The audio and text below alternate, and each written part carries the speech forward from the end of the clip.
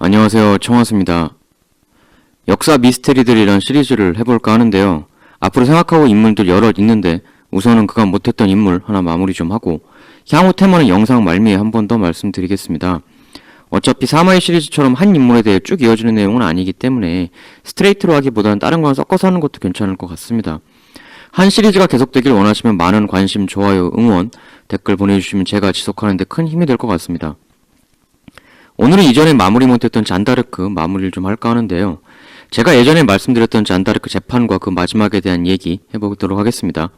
그 이전에 배경은 좀 짚고 넘어가야 될 것 같아요. 사실 이걸 알아야 그 뒷일이 좀 이해가 되거든요. 이 잔다르크 얘기할 때 당시 프랑스 왕 샤를 7세 빼놓을 수 없죠. 사실 샤를 7세는 잔다르크 등장 이전까지는 정식 왕도 아니었습니다. 왕세자였죠.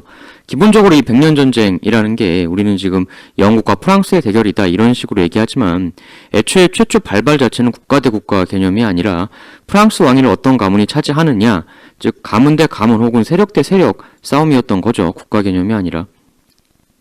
실제로 당시 왕위를 다퉜던 헨리 5세, 6세 그리고 샤를 7세 이 원칙대로라면 이 아빠 샤를 6세의 아들인 샤를 7세가 왕이 되는 게 당연하겠으나 굉장히 묘한 사연이 생깁니다. 그래서 헨리가 치고 들어온 건데 간단하게 짚어보죠. 이 백년전쟁 당시 이전 프랑스 왕 샤를 7세의 아버지 샤를 6세 그리고 어머니가 그 이자보 바비에르라는 사람인데요.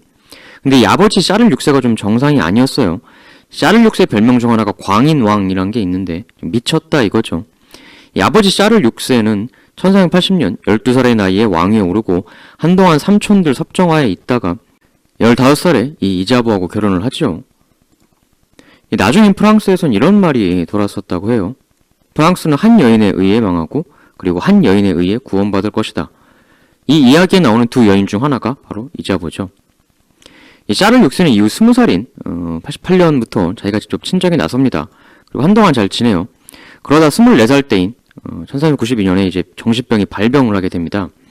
그해 8월 숲속을 가로질러 가던 와중에 갑작스럽게 광란을 일으키기 시작하는데요. 이 숲속이라는 공간이 참 여러가지 일들이 일어나는 공간인데 이때 이 아버지 샤를 6세가 난데없이 발광, 마상에서 마구 칼을 휘둘러 시종 4명을 해치는 일이 벌어지는데 이때부터 정신이 계속 오락가락하게 됩니다. 결국 권력 공백, 젊은 샤를 6세가 직접 구축했던 친정체제는 무너지고 귀족들이 정권을 노리고 전면에 나서게 되죠. 1393년엔 묘한 사건이 하나 벌어지는데 이 부인 이자보가 친구의 결혼을 축하한다는 명목으로 파티를 엽니다. 당시 프랑스 전통 파티였는데 털이 많이 달린 동물 복장으로 변장을 하고 귀족들이 나와서 노는 그런 파티였거든요. 해서 샤를 6세도 털 달린 동물 복장을 입고 파티에 나왔는데 이때 그 샤를 6세의 동생 오를레안 공 루이라는 사람이 형의 복장을 가까이서 보고 싶다고 하면서 횃불을 들고 형한테 가까이 옵니다. 근데 이 횃불이 샤를 6세 및 그 주변 사람들한테 갑자기 옮겨 붙게 되죠. 여기서 샤를 6세가 거의 죽을 뻔합니다. 실제로 그 옆에 같이 옮겨 붙었던 4명의 사람들은 죽었어요. 거의 사망할 뻔했는데 옆에 있던 친척 한 명이 자신의 치마로 샤를 6세를 감싸는 기지를 발휘하죠. 산소가 차단되니까 불이 꺼졌겠죠. 절체절명의 순간이었는데 근데 이게 오를레안공 루이 음모였다라는 얘기가 나올 수밖에 없었던 게 이 동생이니까 형인 6세가 세상을 떠나면 자기가 왕이 될 수 있었거든요. 안 그래도 제정신 아닌 샤를 6세는 이 일로 더 충격을 받아 한층 더 광인이 됩니다. 근데 여기서 또 좀 골 때리는 일이 벌어지는 게 이 샤를 6세의 부인 이자보 있잖아요. 이 사람이 그 자기 남편 6세를 이렇게 괴롭히고 도모하려고 하면 이 시동생 루이 얘를 좀 경계하고 싫어하고 이래야 했을 텐데 그게 아니고 이 이자보하고 이 루이하고 내연의 관계를 맺었다는 얘기가 있습니다. 이게 맞다면 콩가루죠. 그러니까 남편이 정신 잃고 남편 구실도 못하니까 또 시동생 루이 입장에선 이 형수 이자보를 내 편으로 만들어 놓으면 좋죠. 나중에 샤를 6세가 죽고 없어질 때 자기 편을 형수가 들어주면 큰 도움이 될 테니까요. 이래저래 샤를 6세는 굉장히 외로운 처지에 몰리게 된 거죠. 근데 이러한 왕의 발작 그리고 그로 인한 권력의 공백을 치고 들어온 귀족 세력이 있었으니 부르고뉴 공작 필리프 2세라는 사람이었습니다. 이 필리프 2세의 아들이 장 1세라는 사람이에요. 딱 봐도 이쪽하고 공백의 정권을 두고 경쟁이 펼쳐질 것 같죠. 이 불붙인 쪽하고. 특히 아들 때인 장 1세 때가 오면서 이 불지른 루이하고 짱하고 대결이 심하게 표면화가 되는데요. 이 장 1세, 이 사람이 그 동생 루이를 암살해버려요.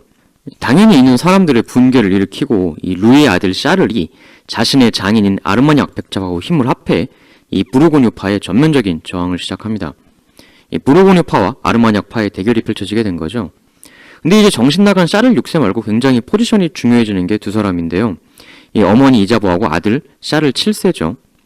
당시엔 뭐 아직 샤를 7세라고 정식으로 된 것도 아니었지만 일단 이 이자보는 이쪽 루이하고 불륜 소문이 돌았으니까 이쪽에 애정이 있을 듯한데 실제로는 이쪽 부르고뉴 쪽으로 달라붙습니다. 그리고 아들 샤를 7세는 아르마니악파와 손을 잡죠. 뭐 콩가루가 된 건데 이렇게 프랑스 내부의 콩가루를 유심히 바라보는 사람이 있었으니 그게 바로 당시 영국 왕 헨리 5세였습니다. 이런 옆나라 사정을 보고 있던 헨리 5세는 기회는 찬스다를 외치며 잠시 소강 상태에 들어갔던 백년전쟁 2기를 화끈하게 재개시하게 되죠. 이 헨리 5세가 프랑스로 밀고 들어가서 벌어지게 된 게 아젠쿠르 전투인데요. 이때 최소 영국 군대에 비해 프랑스 군은 두세 배 이상 많았던 상황이었는데 되려 처참하게 완패하게 됩니다. 그야말로 내후외환이죠. 밖에선 외적이 쳐들어오고 있지만 안에선 권력 투쟁이 더 심해지고 그 와중에 부르고뉴파는 당시 아르마니악파가 장악하고 있던 파리를 무장봉기로 탈취하고 이 아르마니악 백작마저 제거해버려요. 와중에 이제 샤를 7세는 파리에서 탈출해 시뇽이란 곳으로 자리를 옮기죠. 밖에선 외적 쳐들어오지 안에서도 힘에선 밀리지 샤를 7세는 부르고뉴파하고 화해를 하려고 하는데 이 장 1세에 대해 워낙 뿌리 깊은 원한을 가지고 있던 아르마니악파의 그 일당들이 자발적으로 나서서 이 장 1세를 또 역으로 암살해버립니다. 이 일을 계기로 그 차기 부르고뉴공 필리프는 영국 왕 헨리 5세하고 확실히 손을 잡고 이 샤를 7세에 대한 전면적 적대에 나서죠. 사실 그 영국과 헨리 5세의 목적은 그 프랑스 왕관까지도 본인이 꿀꺽하는 거였고 거침없이 밀어붙여 프랑스군을 연전연파.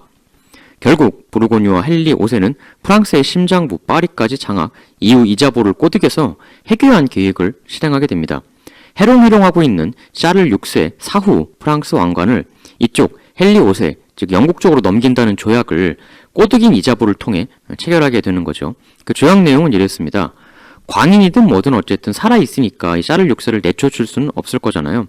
해서 그 사후 왕위 계승에 대한 조약을 맺는 건데 뭐라고 하냐면 이자보하고 그 샤를 6세 사이에 과연 사이에 나온 건지는 잘 모르겠지만 그 딸이 있었습니다. 공식적으로는 공주죠. 어쨌든 이 공주랑 그 영국 왕 헨리 5세를 결혼을 시킵니다. 이렇게 기존 프랑스 왕가와의 혈통을 더 강하게 맺어놓은 후 이 헨리 5세하고 이자보 딸하고 낳은 자식을 그 샤를 6세 다음 프랑스 왕으로 한다. 이게 트로아 조약이라는 거거든요. 원래 아들 샤를 7세 입장에서는 그야말로 자기를 낙동강 오리알 만드는 그런 조약이죠. 근데 사실 샤를 7세한테는 근본적인 그 정통성에 대한 콤플렉스가 있었는데 엄마 이자보가 그 샤를 6세가 이제 정신이 나고 하다 보니까 이제 바람을 엄청나게 피거든요. 그래가지고 샤를 7세가 그 아빠인 샤를 6세의 아들이 아니다. 왕의 씨앗이 아니라 엉뚱한 놈 아들이다. 그런 얘기가 있었어요. 굉장히 당시 프랑스에서 크게 돌았던 얘기입니다. 굉장히 지속적인 콤플렉스 중에 하나였는데 그렇기 때문에 잔다르크의 등장과 활약이 상당 부분 샤를 7세파의 기획이었다라고 보는 주장 측에서는 이 잔이라는 존재, 잔다르크라는 존재 자체가 바로 이런 샤를 7세의 그 태생적 콤플렉스를 극복하기 위한 하나의 도구였을 것이다 라고 보기도 하죠. 근데 이 샤를 7세에게는 한술 더 엎친 데 덮친 격으로 이 헨리 5세하고 그 이자보 딸이 거의 결혼을 하자마자 덜컥 아이를 또 가집니다. 이 샤를 7세 입장에서는 난감한 일들의 연속이었던 거죠. 또 헨리 5세는 됐다 이렇게 되는 거고요. 근데 이렇게 두들겨만 맞던 샤를 7세에게 약간 이변이 생기는데요. 이 아버지 그 샤를 6세하고 갑자기 사위가 된 헨리 5세. 당연히 헨리 5세가 훨씬 젊죠. 19살이나 어려요. 거의 아빠 아들 뻘이죠. 해서 당연히 샤를 6세가 세상을 먼저 뜰 거고 내가 이쪽 딸하고 결혼해서 아들도 덜컥 낳았으니 이제 그럼 내가 사실상 영국 프랑스 통합왕이 되는 거다. 뭐 프랑스 왕까지 먹으면 이제 그 헨리뿐만 아니라 앙리도 되는 거죠. 근데 여기서 예상을 뒤엎고 헨리 5세가 먼저 세상을 뜹니다. 19살 많은 샤를 6세보다 더 먼저 세상을 떠요. 해서 이 아르마니악파에서는 이 조약 인정 못한다라고 당연히 맹방발을 하게 되고 전화는 깊어지죠. 근데 전투에서는 이 샤를 7세 파가 그 잉글랜드군에 계속 깨집니다. 이 영국군은 연전연승 그쪽 아르마니아파의 심장부라고 할 수 있는 그 오를레앙 거기마저 이제 포위하게 돼요. 여기 떨어지면 그 샤를 7세에 있는 시뇽까지 가는 건 이제 시간 문제 되는 거거든요. 이러했던 상황이 바로 잔다르크가 등장하기 직전까지의 상황이었던 겁니다. 근데 이 최악의 상황에서 갑자기 샤를 7세를 프랑스 왕으로 등극시키라는 계시를 받았다고 말하는 정체불명의 10대 시골 소녀가 나타나게 되는 겁니다. 그리고 이 소녀의 등장으로 모든 상황이 격변하게 되죠. 너무나 유명한 얘기입니다만 동시에 너무나도 믿기지 않는 일이기 때문에 소설을 써도 이렇게 쓰면 개연성 없다고 비난당할 것 같은데요. 문제는 이게 역사라는 거죠. 사실 제가 지금은 교육하고 하등 상관없는 일을 하면서 하루하루 근근히 먹고만 살고 있는데 제가 교생 실습을 대학생 때 나간 적이 있어요. 그 당시 사회교과를 가르쳤는데 요새는 어떤지 모르겠는데 그땐 중학교 사회가 통합교과로 뭐 지리, 세계사 이런 것들이 다 같이 있었거든요. 제가 세계사 파트를 맡았는데 딱 그때 진도가 이 프랑스 백년전쟁 파트였어요.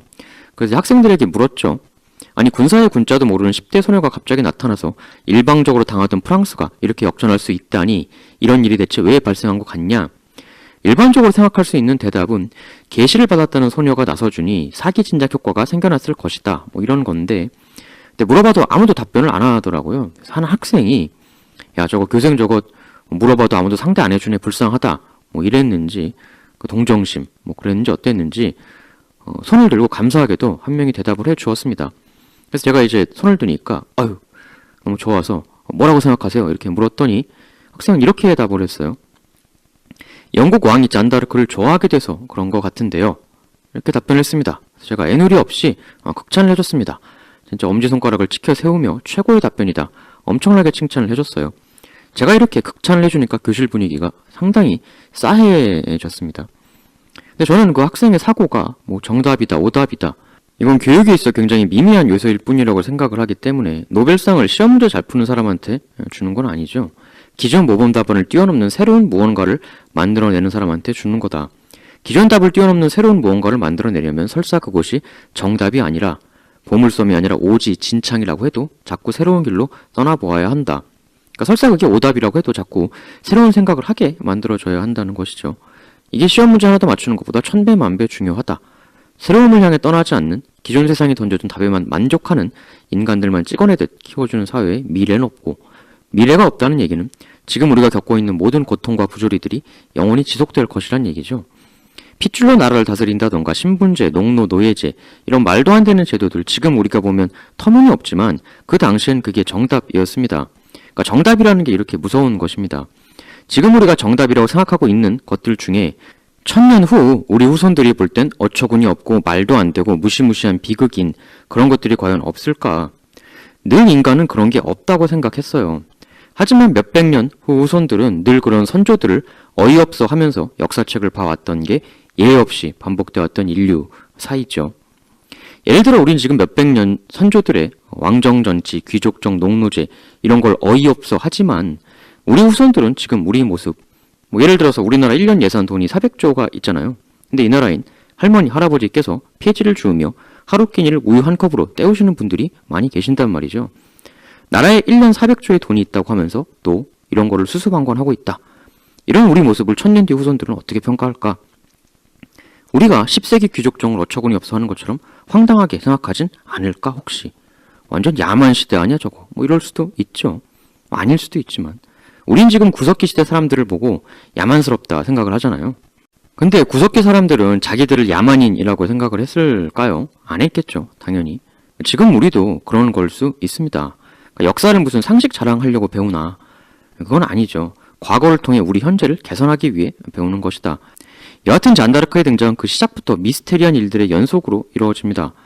잔다르크는 프랑스 동쪽 지방 그 유명한 알자스 로렌 지방 있죠. 그쪽 시골 마을인 농레미라는 곳 출신이에요. 굉장히 가난한 집안 출신이었다라는 얘기가 유명한데 실제로는 그렇게 가난하진 않았다라는 썰도 있어요. 그렇다고 뭐 부자였다는 얘기까지는 아니고요. 크게 먹고 살 문제까지는 없는 집안이었다라고 보기도 하죠. 당시 프랑스는 이쪽 그 부르고뉴 파와 샤를 7세 쪽의 아르마냥 파로 완전히 나뉘어 있었고 시골 청년들끼리도 이쪽 파와 이쪽 파로 나눠 패싸움을 하는 경우도 있었다고 합니다.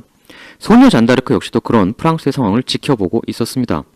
잔이 그 나름 당시 이성교제도 했었을 가능성도 제기되는 게 있어요. 나중에 짠이 유명해지고 나서 난 예전에 짠하고 결혼을 약속한 적이 있었다 라고 주장하는 웬 괴 청년이 나타나기도 했었거든요. 물론 짠은 난 그런 적 없다고 반박했기에 진실은 알 수 없습니다만, 이 잔다르크라는 소녀는 굉장히 평범했습니다. 그 뒤에서도 소개해드리겠지만 나중에 재판 때 짠 본인 이야기를 들어보면 부모님과 살 때 집안일을 했고 뭐 씨를 짜고 요리를 했다 뭐 이런 말을 해요. 이 평범한 시골 소녀였던 거죠. 근데 이 평범한 시골 소녀에게 13살 때 갑자기 믿을 수 없는 일이 벌어집니다. 이 본인의 말에 따르면 이때 그녀 앞에 3명의 대천사 나타났다고 하는데 이런 말을 그녀는 듣습니다. 프랑스를 구하라. 이에 매우 당황한 잔다르크는 어찌할 바를 몰라 가만히 있었지만 지속적으로 반복된 이 대천사의 계시에 결국 16살에 결연히 움직임을 보이게 됩니다.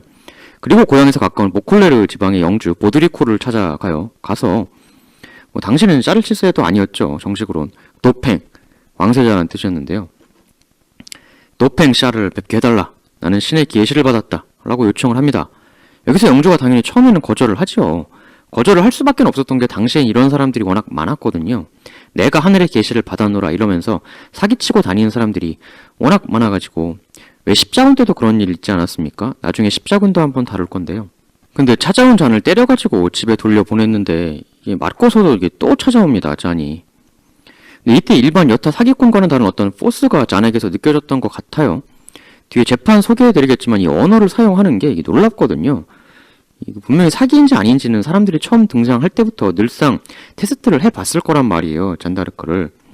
당대 사람들도 일방적인 바보는 아니기 때문에 잔이 그렇게 돌풍을 일으킬 수 있었다는 거는 잔 본인에게 분명 어떠한 것이든 어떠한 종류의 것이든 능력이 있었다고 밖엔 볼 수가 없을 거예요.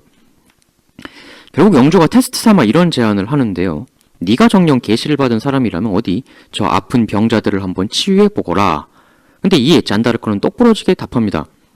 저에게 그러한 능력은 없습니다. 제가 받은 계시는 그러한 종류의 것이 아닙니다. 그러면서 영주에게 이렇게 훈계를 하는데, 버린 본부인을 다시 불러들이시고 첩들을 멀리하십시오. 그리고 회개하고 기도하셔야 합니다. 이 얘기를 듣고 영주가 움찔했다는 거예요. 계속 될 때까지 찾아오는 잔다르크의 모습과 그녀가 바라는 범상치 않은 언어들은 드디어 그녀의 추종자를 만들어내는데, 그 첫 번째 인물이 장드메스라는 기사이죠. 이렇게 기사들조차 동조자가 생겨나고, 결국 영주는 도팽을 만나게 해달라는 잔의 말을 들어주고 샤를 7세에게 잔을 소개하는 편지를 써줍니다. 근데 이 부분에 대해서는 정말 잔에게 감복했다라고 보는 관점도 있고, 잔이 얘기를 해보니까 굉장히 똑똑하거든요. 야, 이거 가치가 있겠다. 정치적으로 충분히 활용 가능하다. 이런 판단을 했다. 그 두 가지 관점이 있죠. 그래서 잔이 샤를 7세가 있는 시뇽까지 가요. 약 400km 정도 됐는데, 근데 연전연패하던 당시 샤를의 상황은 굉장히 절망적이었습니다. 심지어 외국으로 망명할 생각까지 하고 있었거든요. 어차피 미래도 안 보이고 해서인지 어떤지 샤를은 일단 이 정체불명의 소녀를 만나보기로 결정을 합니다. 다만 여기서 샤를도 하나의 테스트를 하는데요. 귀족 등 여러 인사들 수백 명을 홀에다가 모아놓고 잔을 맞이하는 거였죠.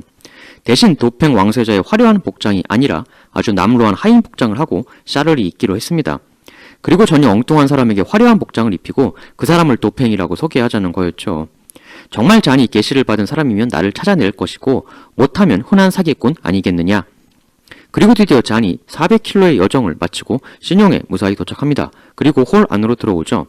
그녀가 다른 곳에 눈길을 주지 않고 뚜벅뚜벅 걸어가는데, 화려한 옷을 입고 가짜 도팽 역할을 하고 있는 남자 앞에선 그에겐 눈길 한번 제대로 주지 않고 외면하고 곧장 허름한 복장을 입은 진짜 샤를 7세 앞으로 바로 걸어갑니다. 그리고는 한쪽 무릎을 꿇고 이렇게 말하죠. 전하, 프랑스와 전하를 구하라는 계시를 받고 제가 이렇게 왔습니다. 이 기적같은 장면에 샤를 7세는 놀라움을 감추지 못하고 혹은 감추지 않고 당장 그녀를 인정하게 됩니다. 그리고 수백 명의 관람객들을 다 내보내고 잔과 단둘이 독대로 밀담을 나눕니다. 이때 둘이 무슨 얘기를 나눴는지는 알려져 있지 않습니다. 근데 뭔가 얘기를 나누긴 나눴어요. 나중에 잔다르크 사후에 내가 잔다르크다. 사실 나는 죽지 않고 살아 있었던 것이다. 이렇게 주장하는 사기꾼 여인이 있었거든요. 이에 샤를 7세랑 그녀가 다시 만나는 일이 있었는데 생긴 것도 잔하고 좀 비슷했던 모양이죠. 그래서 면담 자리에서 샤를 7세가 진위를 확인하기 위해 당시 둘이 독대했던 때 우리가 어떤 대화를 나눴는지 얘기해보라 이렇게 요구를 했는데 이 사기꾼이 그걸 답을 못해요. 그래서 들통이 났던 뭐 그런 일화도 있습니다. 근데 이 놀라운 장면에 대해 몇 가지 의문이 제기되기도 하죠. 첫 번째로 우선 왜 굳이 수백 명의 사람을 모았는가. 뭐 사실 테스트라면 한 10명 모아놓고도 충분히 할 수 있는 거잖아요. 근데 왜 귀족 등 수백 명의 관중을 굳이 불러 모았는가? 근데 만나서 한 첫 마디도 하필이면 그냥 프랑스를 구하겠다는 것도 아니고 프랑스와 도팽 전화를 구하기 위해 계시를 받았다라는 거였거든요. 이때는 언론이 없으니까 언론 역할을 해줄 수 있는 게 그 사람들의 입소문과 증언이거든요. 해서 이미 이 퍼포먼스의 성공을 알고 있던 샤를 7세가 일부러 사람들을 우글우글 모은 게 아니었겠느냐. 진짜 테스트라기보다는.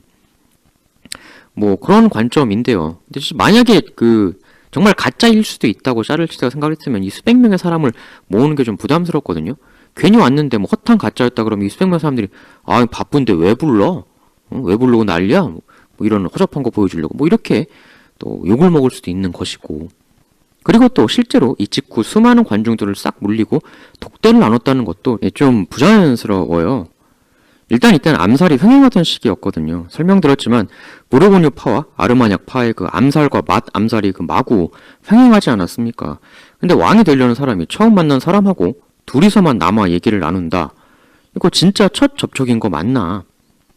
사람을 물린 것도 나름 치밀해 보이는 게 기적의 퍼포먼스가 있은 직후 사람들을 그냥 남겨두면 짠에게 오만 질문을 쏟아낼 수 있거든요. 사람들이 한 번 보고 확신을 잘 못하잖아요. 그래서 도팽 샤를에 대한 추가적 테스트를 하기 위해 대본에 없던 즉흥 질문들이 쏟아질 수도 있으니 치밀한 계획 끝에 바로 사람들을 내보낸 거 아니었느냐. 뭐 이런 관점도 있죠. 실제로 이후 행해진 추가 테스트도 철저한 샤를 7세의 주관 하에서 이루어집니다. 당대 유명 신학자에게 짠을 맡겨 시험해보라고 했는데 당시 이런 대화를 나눴다고 해요. 짠, 네가 계시를 받은 인물이라는 증거를 보여라. 짠은 이렇게 답합니다. 나는 당신에게 그런 것을 보여주기 위해 여기에 온 것이 아닙니다. 나를 적군의 포위가 되어 있는 오를레앙으로 보내시오. 그러면 자연히 모든 진실을 알게 될 것입니다. 결국 여기서도 짠의 추종자들이 생겨요. 그 기사들. 해서 샤를은 일련의 기사들과 그 군대를 딸려 보내가지고 짠을 절망적 포위를 당하고 있던 오를레앙으로 보냅니다. 당시 100년 전쟁 2기 프랑스군이 초창기에 얼마나 한심했냐면 유명한 아젠쿠르 전투 같은 때에는 몇 분의 1도 안 되는 잉글랜드군에게 처참하게 짓밟히는 모습을 보였죠. 이 당시 오를레앙도 잉글랜드군이 숫자가 적어서 완벽하게 포위된 상황도 아니었어요. 잉글랜드군이 무서워서 성 안에서 절절 매고 있던 상황이었거든요. 실제로 많은 프랑스 지방이 잉글랜드군하고 싸워보지도 않고 항복하는 상황이 벌어지곤 했습니다. 완벽한 포위망이 아니니 잔과 그 기사들은 일단 오를레앙 진입에 성공합니다. 들어가서 거기 방위사령관하고 만나는데 겉으로야 오셨습니까? 이러면서 환영하는 척 했지만 속으로는 뭐야 이거? 이렇게 생각을 했겠죠. 이 작전 회의 때도 안 껴주려고 했는데 잔은 부득불 회의장에 꾸역꾸역 밀고 들어옵니다. 그러고선 작전 제안을 하나 하는데 그 작전이라는 게 그냥 공격입니다. 당시 오를레앙 밖에 잉글랜드군이 요새를 만들고 버티고 있었는데 그냥 여길 드립다 밀어버리자는 게 잔의 작전 전부였죠. 그리고 자신을 따르는 군사들을 이끌고 맨 앞에 서겠다고 이야기를 합니다. 섬이나 요새 정면으로 들이받는 게 손자병법에도 나오지만 군사를 아는 지휘관이라면 섣불리 절대 할 수 없는 일이잖아요. 당시 오를레앙 사령관은 이 잔의 무모한 주장을 일단 받아들이는데 우선 당시 성내 민중들 중에 잔을 지지하는 파가 있었고 이 계시를 받았다는 전술을 거부하기도 정치적 부담이 있었을 거예요. 게다가 잔이 선봉을 맞는다고 하니 뒤따라가다가 안 되겠다 싶으면 다시 빽 하면 되는 거니까요. 그런 식의 계산이 있었겠죠. 그러니까 10대 소녀가 이 자리까지 이렇게 오게 되는 여러 과정들, 처음 그 영주도 그렇고 샤를 7세도 그렇고 굉장히 희한해 보이지만 한꺼풀 들여다보면 다 나름의 계산들이 깔려 있었던 거죠. 근데 이기 내내 잉글랜드에게 일방적으로 눌려오던 프랑스 군이 오를레앙 성 밖 잉글랜드 요새를 향해 출격을 하는데 이때 잔은 자신을 따르는 군사들을 이끄는 깃발을 들고 일체의 두려움 없이 최전방에 섭니다. 다들 아시겠지만 잔다르크가 무슨 관우 장비처럼 무기로 적병을 쓰러뜨리는 그런 무쌍찍고하는 지휘관은 아니었죠. 실제로 잔다르크는 단 한 명의 적병도 사살한 적이 없습니다. 이건 잔다르크 본인이 얘기한 거예요. 나는 사람을 친 적이 없다 라고 얘기를 했습니다. 그럼 전장에서 잔다르크의 역할은 뭐였느냐? 그건 깃발을 흔드는 거였습니다. 깃발을 흔들며 돌격 앞으로를 외치는 것. 이게 그녀가 했던 일이자 그녀의 유일한 전술이기도 했습니다. 근데 구축된 요새의 정면으로 들이받는다는 이 비상식적이고 무모해 보이는 전술이 놀랍게도 제대로 먹히죠. 예상 밖의 대승리를 거두고 끝내 잉글랜드군을 격퇴, 잔은 본인의 호언대로 오를레앙을 구원해냅니다. 이후 잔다르크는 오를레앙의 숙녀라는 별칭을 얻게 되죠. 하지만 잔다르크는 적병에게 잔인하지만은 않았습니다.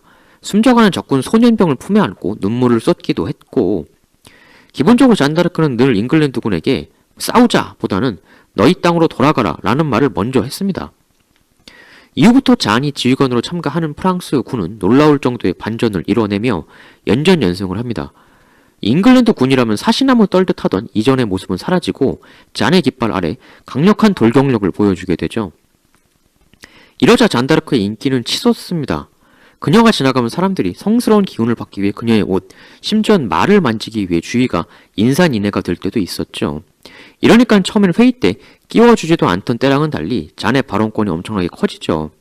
이후 잔이 또 하나 주변인들과는 다른 주장을 펼치는데 그건 바로 랭스로 가자는 거였습니다.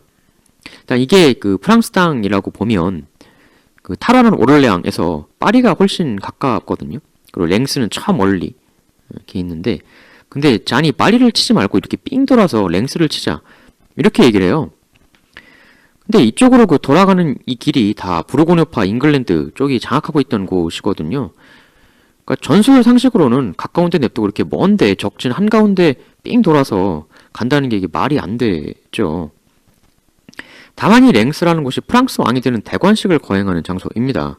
그래서 잔은 얘기하죠. 도팽 전하는 반드시 랭스에서 대관식을 치르셔야 합니다. 저는 그것을 위해 여기에 온 것입니다.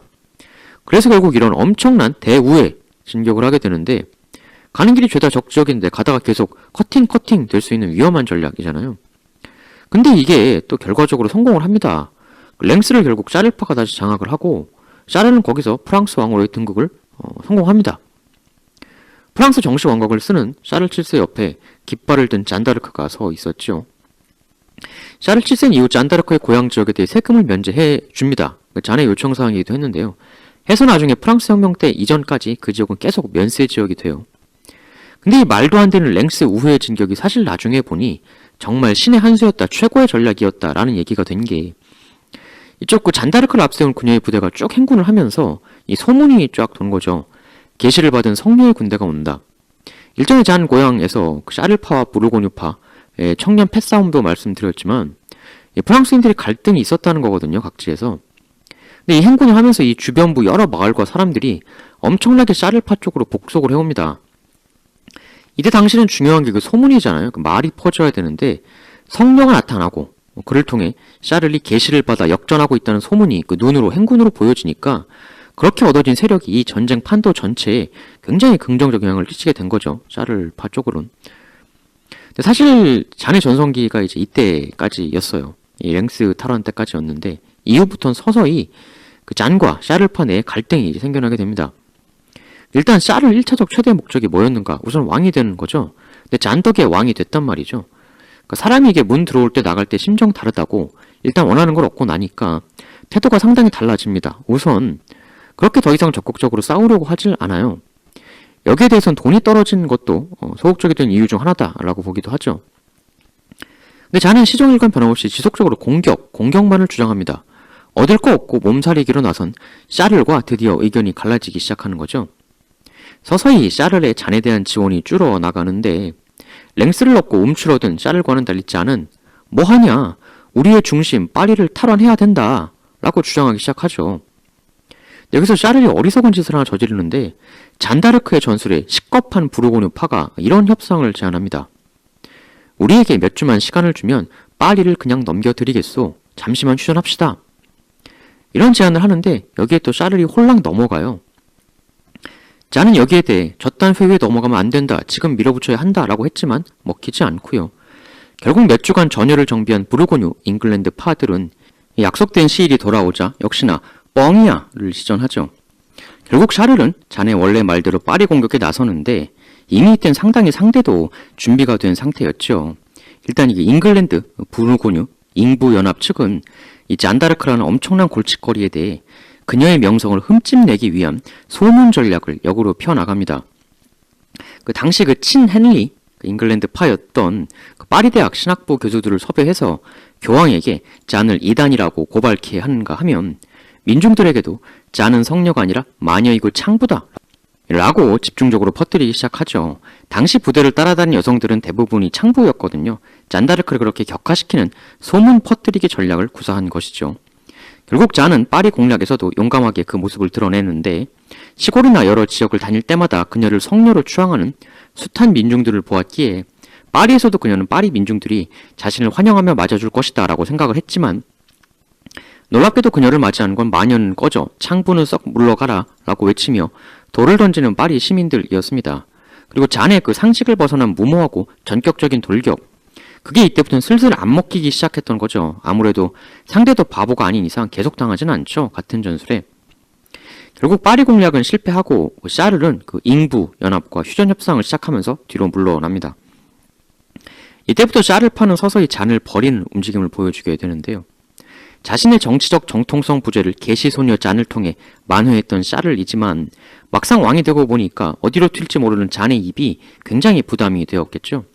결국 잔에 대한 지원은 계속 줄고 추후 부르고뉴파가 다시 꽁피에뉴라는 곳을 쳐들어왔을 때 잔이 그곳을 구하러 갈 때 그녀를 따르는 병사는 고작 해야 한 2, 3, 400명 정도 이하였다라고 합니다. 그래도 가서 부르고뉴랑 용감히 싸워요. 초반엔 유리했는데 나중엔 부르고뉴에서 증원군을 보내면서 불리해져서 결국 성안으로 다시 퇴각을 해야 되는 그런 상황을 맞이하는데 이때 잔은 그녀가 공격할 때 늘 그랬던 것처럼 후퇴할 때도 끝까지 후미에 남아 병사들을 먼저 성안으로 대피시킵니다. 근데 이제 그러고 나서 잔도 성안으로 들어가려고 할 때 성문이 닫힙니다. 그리고 적군 한 병사가 강력하게 추격해와 잔의 옷자락을 부여잡죠. 옷깃을 붙들린 잔다르크는 말에서 떨어지게 되고 결국 저희의 포로로 잡히고 맙니다. 이레알 잔을 손에 넣은 사람이 그 장드리니라는 사람인데요. 이 당대는 포로를 잡으면 돈을 주면 풀어주곤 했지요. 그 리니 같은 경우도 돈만 많이 주면 샤를 7세한테 잔을 넘길 용의도 있었어요. 분명히. 근데 잔 덕의 왕이 된 샤를 7세가 배은망덕하게도 돈을 안 냅니다. 결국 잔에게 이를 갈던 잉글랜드 측에서 먼저 돈을 지불해서 잔을 데려가죠. 구하곤 싶었는데 돈이 없어서 그런 거 아니냐 이렇게 보기는 좀 어려운 게 물론 잉글랜드가 잔을 데려가면서 낸 금액이 상당히 거액이긴 했지만 당시 잔에게 지불된 몸값이 그 왕자급 몸값이었다고 하죠. 하지만 그땐 프랑스도 잉글랜드의 명장 그 탈보트를 포로로 잡고 있었기 때문에 교환하려면 할 수도 있었다. 결국 일부러 잔을 버린 거다. 이런 얘기가 많죠. 참고로 그 명장 탈보트는 그 샤또 딸보라는 와인의 그 딸보, 탈보트라고 하기도 합니다. 근데 샤르의 배은망덕에도 불구하고 그 잔의 전후 기사들이 잔을 구출하기 위해 잔이 잡혀있던 루앙에 특공대처럼 공격을 가하기도 했어요. 물론 실패했지만요. 당시 잔을 구하려 했던 지휘관 기사 역시도 같이 포로로 잡힙니다. 잔 본인도 사로잡힌 후 탈출을 시도했습니다. 높이 20m 탑에서 탈출을 위해 뛰어내리기도 했어요. 하지만 실패하고 결국 그 유명한 2단 재판에 넘겨지게 됩니다. 이 재판은 파리 신학대학의 당시 그 친잉글랜드파였던 신학 교수들에 의해 주관이 되었는데 당시 재판을 주도했던 핵심 인물이 바로 꼬숑 주교라는 사람이었습니다. 흔히 중세 마녀 사냥을 결부해서 잔 재판이 마녀 재판이라고 알려져 있는데 정확히는 2단 재판이에요. 이 재판의 목적은 계시를 받았다는 성녀 잔다르크를 논리로 부수어 그녀의 위신을 떨어뜨리려는 친잉글랜드파의 계획에 의해 시행된 것이죠. 그러니까 단지 잔을 처형하기 위한 것만이 목적이 아니라 매우 정치적인 홍보 효과를 노린 그런 기획이었다라는 거죠. 당시 기록을 보면 그 누구도 잔에게 접근해 그녀에게 조언해 주지 마라라는 내용이 있는데요. 이 재판은 파리가 아니라 루앙이라는 곳에서 펼쳐져요. 이 루앙이 당시 제2의 런던이라고 불릴 정도로 친잉글랜드파에겐 유리한 장소였고 당시 파리 대학은 그 잉부 연합 쪽의 재정적 지원을 받고 있었기 때문에 여기에 반대를 안 하죠. 루앙에선 그녀가 다신 탈출하지 못하게 무거운 쇠줄을 그녀의 발에 매달아 놓고 계속 가둬뒀다고 하죠. 하여 당대 최정상 신학자들이 삥 둘러 앉아 포위한 상태에서 힘겨운 포로 생활을 하며 초췌해진 잔이 드디어 모습을 드러냅니다. 이렇게 잔은 또 한 번의 그리고 마지막 싸움에 나섭니다. 그러나 여기서도 잔은 그녀가 언제나 그래왔던 것처럼 피하지 않고 오직 정면으로 돌진합니다. 당시 그녀의 재판이 부당하다고 주장했던 양심파들도 있었어요. 하지만 그들은 대부분 체포되거나 추방, 도주했어야 했죠.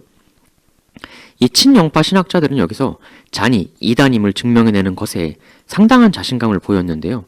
당시 이 재판을 위해 기용된 자문단 숫자만 60여 명에 이르렀다고 해요. 문맹의 10대 소녀 하나를 상대하기 위한 준비로는 그것 치고는 정말 너무나 철저한 준비였죠. 반면에 잔을 도와줄 사람은 인간 중에서는 그 누구도 없었습니다. 1431년 2월 드디어 잔이 재판정의 모습을 드러냅니다. 재판관은 먼저 그녀에게 자신의 이름과 나이를 말하라고 합니다. 이에 잔은 대답하죠. 제 이름은 짠느, 19살입니다. 재판관은 이렇게 말합니다. 신성한 재판정에서 너는 진실말을 말할 것을 맹세해라. 어떻게 보면 평범한 요구일 수도 있는데 잔은 이렇게 말합니다. 맹세할 수 없습니다. 왜냐하면 당신들이 무엇을 물을지 알 수가 없기 때문입니다. 무엇을 물을지 알 수 없는 상황에서 어떻게 그런 맹세를 할 수 있겠습니까? 이 말을 듣고 당시 재판관은 상당히 당황했었던 것 같은데요. 해서 시작부터 이 맹세 가지고 한참 실랑이를 하게 됩니다. 결국 잔은 여기서 계시에 대한 것 말고 자신이 겪은 일에 대해서만 진실을 말할 것을 맹세하고 다음으로 넘어가게 됩니다. 겨우 질문이 이어지게 되는데요. 이렇게 물어봐요. 세례는 어디서 받았는가? 제 고향 동래미에서 받았습니다. 누가 너에게 신앙을 주었는가? 저의 어머니에게서 기도와 신념 그리고 주 기도문을 배웠습니다. 여기서 재판관은 잔에 대한 첫 번째 공격을 가합니다. 좋다. 그럼 어디 주 기도문을 한번 암송해 보거라. 문맹인 잔이 제대로 기도문을 암송하지 못하면 혹은 기도문을 틀린다면 시작부터 잔은 상당히 망신을 당하는 핀치에 몰림을 시작하게 되는 상황이죠. 강한 공격인데 여기서 잔은 이렇게 답합니다. 하지 않겠습니다. 저는 오직 고해시에만 암송할 것입니다. 당시 주위를 둘러싼 친영파 관객들이 아주 야유를 던지며 재판정 내가 굉장히 술렁거렸던 것 같습니다. 하지만 공격자 측이 이렇게 한 방 먹었다고 공격을 멈출 리 없죠. 지속적으로 문맹인 그녀를 향해 암송할 것을 계속 요구합니다. 신자가 주 기도문조차 암송하지 못한다는 것이 말이 되는가? 그게 신자인가? 어서 썩 암송하지 못할까? 헌데 이 계속되는 요구에 잔은 이렇게 답합니다. 좋습니다. 그럼 암송하겠습니다. 단 그 이전에 먼저 재판관님 자신이 내 기도문을 들을 정도로 신실한 신자인지를 먼저 제게 입증해 주십시오. 재판관께서 자신을 먼저 입증해 주시지 않으면 절대 암송하지 않을 것입니다. 이렇게 답변을 합니다. 여기서 엄청나게 실랑이가 벌어지는데 끝끝내 잔은 암송을 거부합니다. 이 재판정은 힘겹게 다음 질문으로 넘어가는데요. 부모들과 함께 살 땐 넌 무슨 일을 하는 사람이었는가? 주로 집안일을 했지만 들에서 양을 치진 않았습니다. 굳이 양을 치지 않았다는 얘기를 한 이유가 당시 잔 재판에서 나중에도 나오겠지만 상당히 쟁점이 되었던 게 그녀의 남성 복장 문제였거든요. 잔은 언제나 남자 같은 짧은 머리와 치마가 아닌 바지를 입고 다녔는데 이게 굉장히 당대한 문제가 되는 일이었습니다. 당시엔 여성은 다리를 보여주면 안 된다는 관습이 있었거든요. 바지를 입었어도 옷 입었어도 바지 입는다는 건 다리가 보여지는 거잖아요. 그러니까 옷이 위에 있긴 하지만 근데 치마는 전체적으로 감추는 건데 분명히 잔의 이 남성 복장은 샤를파하고 같이 싸울 때도 그때도 문제가 있었을 거예요. 그러니까 잔 본인도 이 재판에서 그 부분에 대한 공격이 들어올 거라는 건 알고 있었겠죠. 그래서 남성들이 주로 하는 일은 하지 않았다라고 굳이 말하는 게 아닌가 싶습니다. 재판관은 이렇게 얘기를 합니다. 여기 우리 왕의 성 감옥에서는 그런 복장을 입는 것은 금지다. 잔은 답합니다. 저는 그런 금지를 받아들일 수 없습니다. 너는 이미 수차례 탈출을 시도하는 잘못을 저질렀던 사람이다. 이에 대해서는 어떻게 생각하는가? 그것은 죄가 아닙니다. 모든 포로들이 그러하듯 저 역시도 그러할 권리가 있었을 뿐입니다. 이후에는 결국 최대의 관건이 되는 그녀의 계시 부분에 대한 질문이 시작이 되는데요. 앞서 잠깐 소개드렸지만 잔 진실의 맹세는 이 계시 부분에 대해서는 못하겠다라고 버텼죠. 하지만 버틴다고 해서 재판부 측이 이걸 안 할 리가 없죠. 이걸 하려고 연 재판인데 결국 하게 되는데 잔은 강력히 반발합니다. 답변을 거부합니다. 제가 분명히 계시에 대한 질문은 답변하지 않겠다고 했습니다. 말하지 않기로 한 걸 말하라고 요구하고 그 약속을 인정해주지 않으신다면 이전에 제가 드린 맹세 역시 지킬 수 없게 되는 것입니다. 이 재판관은 분노합니다. 우리가 어떤 질문을 하건 너는 진실만을 말하기로 한 너의 맹세를 반드시 지켜야만 한다. 재판관님, 재판관이시라면 재판관으로서의 의무도 있는 것입니다. 당신은 그걸 다 하셔야 합니다. 재판관도 지지 않고 밀어붙입니다. 다시 한번 요구하겠다. 잔, 우리의 모든 질문에 답하고 그의 오직 진실만을 말할 것을 다시 맹세해라. 잔은 고개를 숙이지 않았습니다. 대체 몇 번이나 해야 합니까? 요구받을 때마다 해야 한다. 더 이상은 필요치 않습니다. 진실을 말할 걸 생각하지 않는다면 너의 모든 말들은 계속 의심받을 수밖에 없다. 제게 다시 요구하지 마십시오. 우린 너에게 모든 일에 대한 완벽한 진실의 맹세를 요구한다. 여기에 잔은 이렇게 답합니다. 저는 진실만을 말할 것입니다. 그러나 모든 걸 말하진 않을 겁니다. 재판정은 신랑이 끝에 결국은 그러나 이제 계시에 대한 질문을 강행합니다. 무릎을 꿇어라. 너는 네가 계시의 목소리를 들었다고 그간 떠들고 다녔다. 네가 들었다는 그 계시의 목소리가 어떤 것이었는지 말해보거라. 그 목소리는 내게 오를레앙에 가서 포위를 풀라고 하셨고 그래서 모클렐로로 출발했던 것입니다. 그때 입었던 옷은 무엇인가? 남자 옷이었습니다. 누가 그걸 입으라고 했는가? 저 너머로부터의 목소리였습니다. 너는 목소리를 자주 듣느냐? 질문을 통해 잠 답변에서 그 당대 신학적으로 문제될 만한 꼬투리를 하나하나씩 잡아내려고 하는 그런 모습이죠. 근데 잔은 답변을 이어나갑니다. 제가 그걸 필요로 할 때 못 듣고 지나가는 일은 없습니다. 어제도 들었느냐? 그렇습니다. 그럼 어제의 목소리는 뭐라고 말씀하시더냐? 두려워하지 말고 질문에 답해 나가라. 그리고 뭘 하든지 주의를 기울여라. 그렇게 말씀하셨습니다. 모든 걸 말하지 않겠다는 너의 말도 목소리께서 가르쳐 주신 것이냐? 전 저의 왕을 위해 모든 걸 이야기하진 않을 겁니다. 다시 한번 묻겠다. 목소리께서 네 답변을 금지시킨 것이더냐? 금기사항을 왜 재판관님이 물어봅니까? 목소리는 당신에게 할 말을 알려주지 않았습니다. 나의 왕에게 할 말을 전해주었을 뿐입니다. 놀랍게도 잔은 자신을 버린 샤를 7세를 위해서 마지막 법정에서조차 싸우고 있는 모습이죠. 그의 권위를 지켜주기 위해. 사실 애초에 이 재판 자체가 그 라이벌 샤를 7세의 권위를 깎아내리기 위해 잉글랜드파가 만들어낸 것이니까요. 하지만 이미 샤를이 자를 버렸다는 걸 다 아는 재판관들은 그녀에게 조소를 보냅니다. 하지만 너는 지금 이렇게 갇혀 있는데 네가 여기서 이런 말을 하고 있다는 걸 왕이 알 리도 없지 않느냐? 그러나 잔은 실망하지 않고 답합니다. 목소리가 전해주신다면 저는 행복할 것입니다. 재판관은 계속 냉소적 질문을 이어갑니다. 그런데 매우 이상하구나. 그럼 애초에 그 목소리가 처음부터 네가 아닌 왕에게 오를레앙의 포위를 풀라는 그 말을 직접 들려줬으면 될 일이 아니었느냐? 왜 굳이 번거롭게 너를 통해서 전달했어야 한단 말이냐? 그분의 뜻이 어떤 건지 저는 정확히 알 수는 없습니다. 다만 확실한 건 그분의 은총 없이는 전 아무것도 할 수 없고 하지 않을 것이라는 점입니다. 여기서 이 재판관이 피크라고 불리는 대화가 하나 나오게 됩니다. 바로 재판관들과 잔의 은총 논쟁인데요. 이렇게 재판관은 묻습니다. 그래? 그럼 너는 네가 지금 은총 속에 있다고 믿는 것이냐? 이 질문이 굉장히 어려운 질문이었다고 해요. 왜냐하면 당대 논리로선 은총이라는 것은 자신이 은총 상태에 있는지 없는지 그걸 인간은 원래 개념상 알 수가 없는 게 맞다는 거죠. 은총인지 아닌지는 신께서만이 알 수 있는 것인데 그걸 자기가 멋대로 나는 은총 상태다 이렇게 말하는 건 엄청난 신성모독이 된다는 것이죠. 사실 이게 진퇴양난의 질문인 게 내가 은총 상태에 있다라고 답변하면 이건 신성모독이 되고 또 아니라고 답하면 자신이 말해왔던 계시를 스스로 입으로 전면 부정하는 꼴이 되니까 예스든 노든 이건 무조건 함정에 걸려들고 마는 질문이거든요. 원래 논쟁할 때 그 질문 공격이 제일 유효하지 않습니까? 근데 그 질문 중에서도 예라고 답하든 아니라고 답하든 양쪽 다 난감해지는 질문 공격이 최고다라고 하거든요. 그렇다고 묵비권을 행사하기도 애매한 질문이에요. 이게 자신의 계시를 인정 못하고 부정하는 격이 되니까. 근데 여기서 잔은 당대의 신학자들도 놀라 쓰러질 만한 답변을 하게 되는데요. 이렇게 말합니다.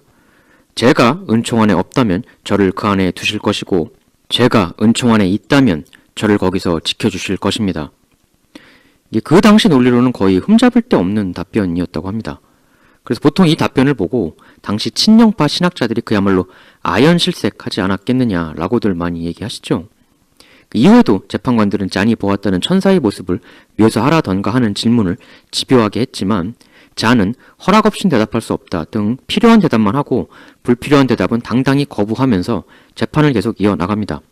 또 모르는 건 모른다고 이야기하는데 이게 또 모른다고 말해도 되는 것만 정확하게 모른다고 얘기해요.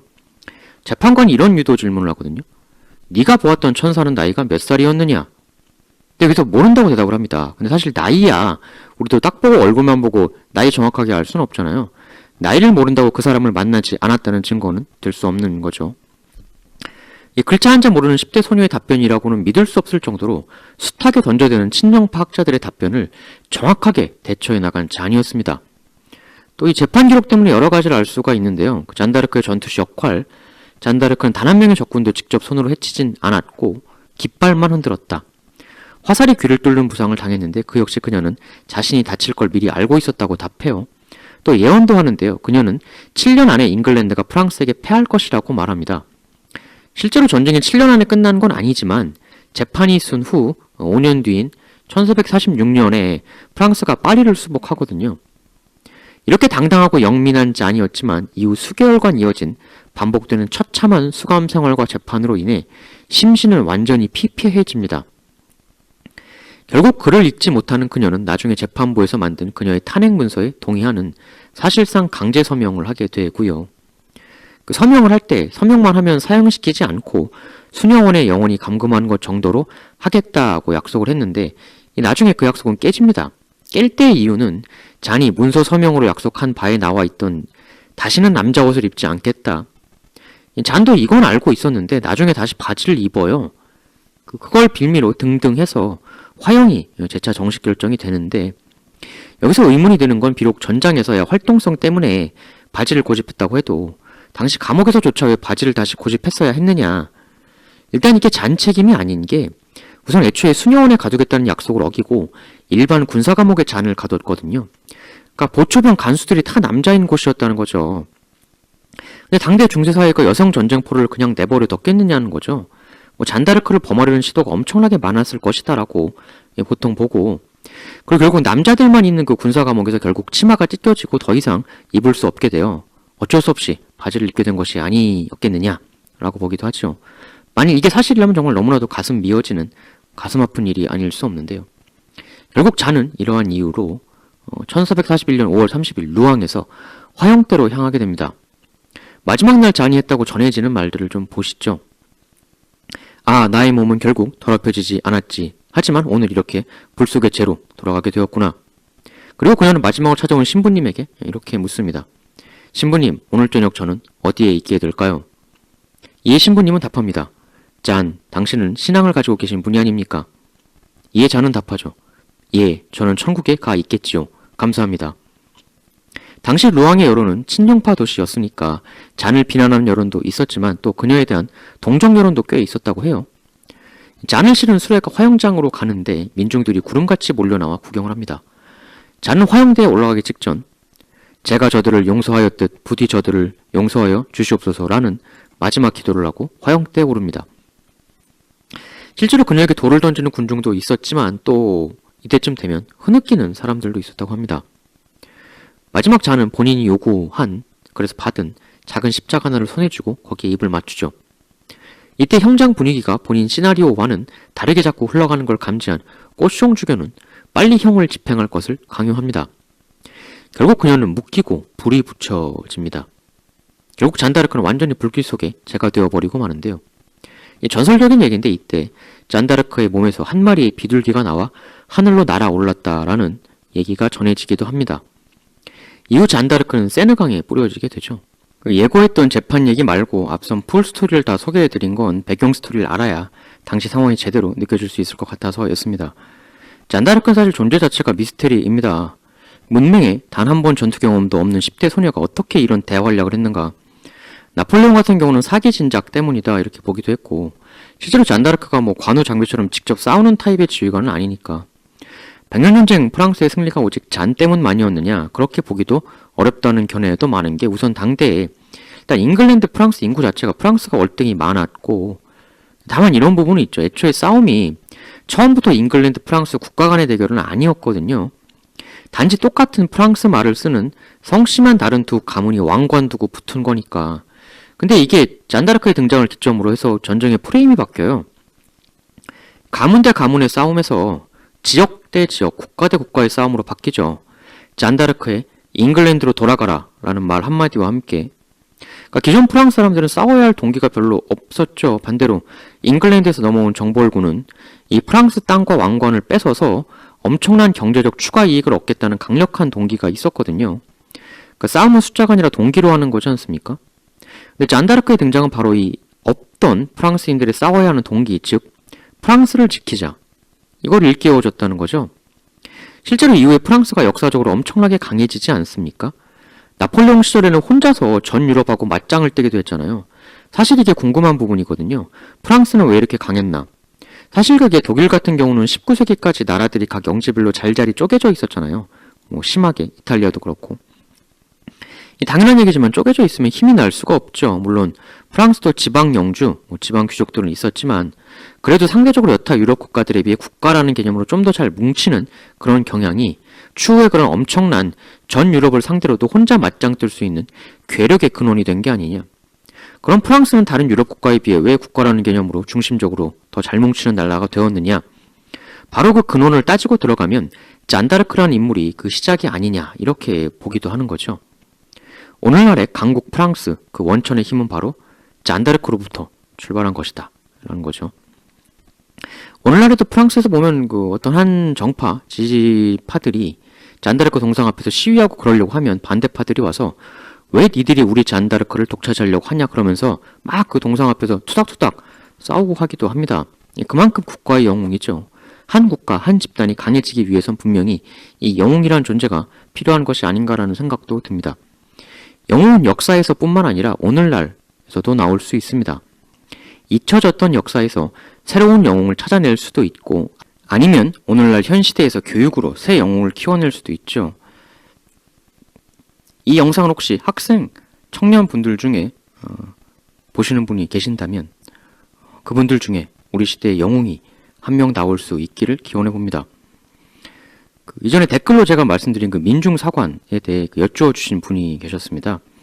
이 책을 관련된 도서를 추천해달라고 하셨는데 사실 저도 딱히 책을 보고 민중사관 관점을 가지게 된 건 아니라 솔직히 그 주워 들은 후 가지기 시작한 생각이거든요. 그러니까 민중사관이란 이런 거죠. 그러니까 예를 들어서 삼국지다 이러면 우리 삼국지를 유비, 조조, 선권 영웅들의 투쟁기로 보잖아요. 근데 이게 핀트가 꽤 어긋난 관점이라는 게 이제 민중사관이죠. 각 세력에 내세웠던 방향성 있잖아요. 그 유비는 뭔가요? 복고죠. 복고. 한실로의 철저한 복고. 유씨의 세상을 다시 한번. 선권은 뭡니까? 그냥 지방 호족 세력의 대표죠. 조조는 기존 한실에 대한 어느 정도의 새로운 색깔이 있는 듯 하면서도 역시 한실의 권위를 협천자로 이용하고 동시에 환관자식, 전형적 탕류면서도 청류하고 적당히 손잡고 뭔가 약간 그 중도 개혁파적인 이미지? 그런 세력을 대표하는 뭔가 좀 바뀌었으면 하는데 다 바꿀 수는 없는? 그러니까 이게 조조 위나라가 보통 뭐 6, 선권이 2, 3, 유비초기 뭐 1, 2, 뭐 이런 세력 분포라고 흔히 말하는데 이것도 뭐 정확한 건 아니겠지만 근데 우린 이 세력구들을 보통 조조와 유비의 개인사의 차이, 개인적 활동 여부의 차이라고 개인의 추종을 맞춰서 생각하지만 민중사관적으로 보면 그게 아니라는 거죠. 당대 한나라 말기가 워낙 막장이었기 때문에 철저하게 한실로의 복고만을 추구했던 유비 세력은 당대 민중들에게 그 정도 퍼센티지의 지지를 받았던 것이다 라고 보는 식의 관점인 거죠. 이렇게 말하면 아니 당대 민중들이 뭔 힘이 있어? 호족들이 주무르던 세상인데 무슨 민중들의 의지야? 이렇게 비난하시겠지만요. 민중사관에선 그렇게 보지 않죠. 얼핏 호족 영웅들에게 끌려다닌 것처럼 보이나 그 밑에 흐르는 진정한 역사의 방향을 만들어내는 건 보이지 않는 민중의 거대한 의지와 힘이다. 근데 이렇게 말씀드리면 분명히 아니 유비가 당대 민중들에게 얼마나 사랑받았는데 말이 되냐고 맹렬하게 비난하실 텐데 그 사랑을 안 받았다는 얘기가 아닙니다. 그게 아니라 그런 얘기가 아니라 조조 역시도 지지를 받았기에 그 세력이 나온 거라는 거죠. 또 유비 개인의 인격의 호불호를 얘기하는 게 아닙니다. 그가 추구했던 정치적 방향성을 얘기하는 거예요. 그러니까 우리가 보면 인간적으로는 정말 좋은 형인데 정치 성향은 나랑 완전히 다른 뭐 이런 경우도 있을 수 있잖아요. 정치 성향이 다른 것과 인격, 성격은 전혀 별개의 문제죠. 뭐 정치 성향이 같아도 저 녀석은 좀 쓰레기야 이런 느낌 받을 때도 많잖아요. 뭐 정치 성향 같지만 유비는 분명히 성군이었습니다만 그가 추구했던 철저한 한나라로의 복고라는 정치적 지향이 당대 민중들에게 한나라에 질려서 황건난을 일으킨 민중들에게 어떻게 그 슬로건이 받아들여졌을까? 조조가 원소를 이긴 거, 조조가 더 뛰어나서 조조 개인이 라고 모두 생각하잖아요. 아니다. 조조가 더 민중들의 지지를 받았던 거다 원소보다. 그랬으니까 조조가 이겼지. 민중이 조조를 더 미워했으면 어떻게 그가 이겼겠는가. 실제로 전략 전술 이런 것만 우리가 막 주목하잖아요. 근데 실제로 손에 칼창 들고 싸우는 건 전부 민중이거든요. 민중이 조조 저 개자식 이랬으면 열심히 싸워줬겠느냐라는 거죠. 또 이렇게 얘기하면 말도 안 되는 주장한다고 비난하실 수 있는데 사실 이건 이런 관점이 있다는 소개예요. 주장을 하는 게 아닙니다. 이게 맞다고. 이런 식으로 사안을 보는 관점도 있다는 소개죠. 영웅을 일방적으로 무시한다. 이러자는 것도 아니에요. 영웅의 가치라는 것도 분명히 있을 수 있습니다. 정답은 양극단이 아니라 가운데 어디쯤 있는 게 아닐지 싶습니다. 언제나. 하려고 한다고 말씀드렸다가 안 하는 테마도 있는데 이게 좀 위험한 것 같아요. 보통 제 영상을 사실 끝까지 제대로 보시면 제가 주장을 하진 않거든요. 전 주장을 하진 않습니다. 가급적이면 양쪽 의견을 다 소개하려고 해요. 근데 영상을 중간, 초반만 보고 무자비하게 욕하는 분들이 계셔서 테마 선정에 제약이 솔직히 느껴집니다. 근데 그런 것만 없으면 진짜 자유롭게 할 텐데 저도 괴롭고 아쉬운 부분입니다. 테마를 아래 내용 중에 여러분들이 댓글로 선정해 주시죠. 뽑아봤어요. 마무리 못했던 거죠. 나폴레옹, 한니발. 이제 요것도 다 요청 중인 테마예요. 카이사르부터 이렇게 쭉 이어지는 폼페이우스, 안토니우스, 옥타비아누스, 티베리우스까지. 그다음에 이제 최후의 미스테리 부분으로 해가지고 이제 사도세자, 정조, 홍길동, 사카모토 료마, 궁예 또 있죠. 상당히 미스테리한 인물이죠. 궁예도.